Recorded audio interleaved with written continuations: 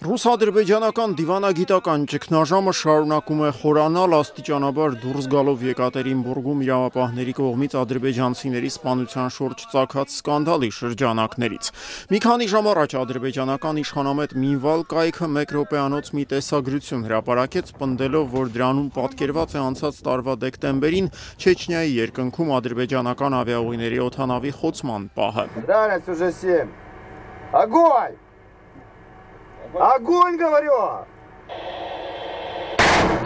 Սրան զուգահեռ Ադրբեջանի ներքին գործերի նախարարությունը այսօր հաղորդեց, որ Բաքվում Ռուսաստանի քաղաքացիներից կազմված հանցախումբ է ձերբակալվել, որի անդամները կասկածվում են մեջբերում Իրանից թմրանյութերի տարանցման, համացանցի միջոցով թմրանյութերի տարածման եւ կիբերխարդախության մեջ։ Ադրբեջանական ոստիկանության տարածած տեսագրության մեջ իդեպ ձերբակալվածների դեմքին բռնության ակնհայտ հետքեր են երևում։ Այս մի գործողությունն, ինչպես նաեւ ռուսաստանյան պետական Russia Today գործակալության կազմում գործող Սպուտնիկ Ադրբեջան կայքի երկու լրագրողների երկուշաբթի օրը տեղի ունեցած ձերբակալությունը Բաքվի հայելային պատասխանն են Եկատերինբուրգի իրադարձություններին։ Հիշեցնեմ, հունիսի 27-ին այստեղ մոտ 5 տասնյակ տեղացի ադրբեջանցիներ էին ձերբակալվել, մեծամասամբ Ռուսաստանի քաղաքացիներ։ Ժամեր անց ռուսաստանցի իրավապահները հաղորդել էին ձերբակալվածներից երկուսի Զիադին եւ Հուսեյն Սաֆարովների մահվան մասին, համապատասխանաբար սրտային անբավարարության եւ թոքային էմբոլիայի հետևանքով։ Այսօր արդեն Աղջաբեդիի շրջանի գյուղերից մեկում վերջին հրաժեշտն էին տալիս Սաֆարով եղբայրներին, իսկ Բաքվում Ադրբեջանի գլխավոր դատաբժիշկ Ադալատ Հասանովը հայտարարում էր, նրանց մահվան ռուսական վարկածը չի հաստատվում։ Döş qəfəsinin küt travması ilə əlaqədar qabırğaların Եկատերինբուրգ քաղաքում զոհված ադրբեջանցիների մարմինների փորձաքննության ընթացքում ներքին արյունահոսության բազմաթիվ ապացույցներ են ձեռք բերվել։ Խոսքը նաև ներգանգային առնազեղումների կրծքավանդակի դեֆորմացման մասին է։ Զոհերից մեկի կողոսկրը ընդհանրապես չի հայտնաբերվել։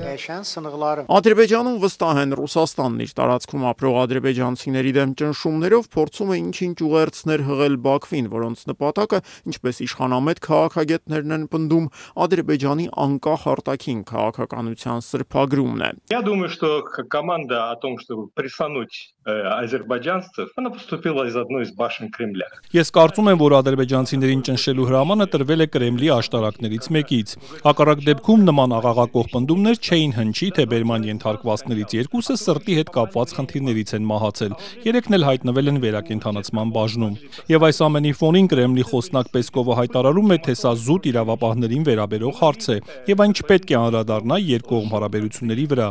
Իսկ եթե Ադրբեջանում ռուսների հետ նույն բանը տեղի ունենար, Պեսկովն ինչ էր երգելու։ Что бы там пел бы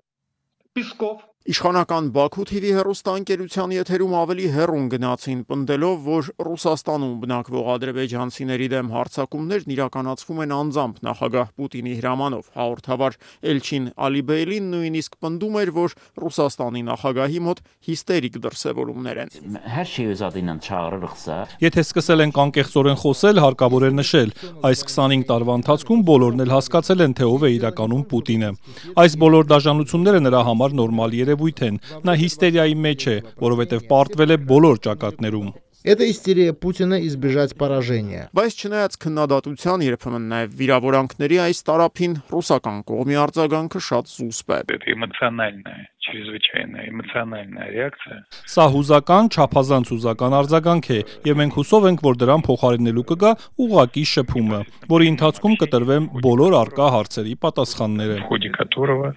будут даны ответы на все поставленные вопросы. Բաքվի եւ Մոսկվայի ուղիղ շփումների միակ դրսևորումն առայժմ Ադրբեջանի դեսպան Ռահման Մուստաֆայևի այցն է Ռուսաստանի արտգործնախարարություն։ Նա ռուսական կողմի պահանջով նախարարություն ներկայացավ այսօր առավոտյան։ Նրան այստեղ Բաքվում ձերբակալված ռուս լրագրողներին ազատ արձակելու բանավոր պահանջ էր ներկայացվել։ Մոսկվայում Ադրբեջանի դեսպանը հակառակն այդ նույն հանդիպման ընթացքում ռուսական կողմին ծավալուն գրավոր մի բողոք փոխանցեց, պահանջելով չխառնվել Ադրբեջանի ներքին գործերին, դադարեցնել Ռուսաստանի Դաշնությունում բնակվող ադրբեջանցիների դեմ ճնշումները եւ պատժել Եկատերինբուրգի միջադեպի մեղավորներին։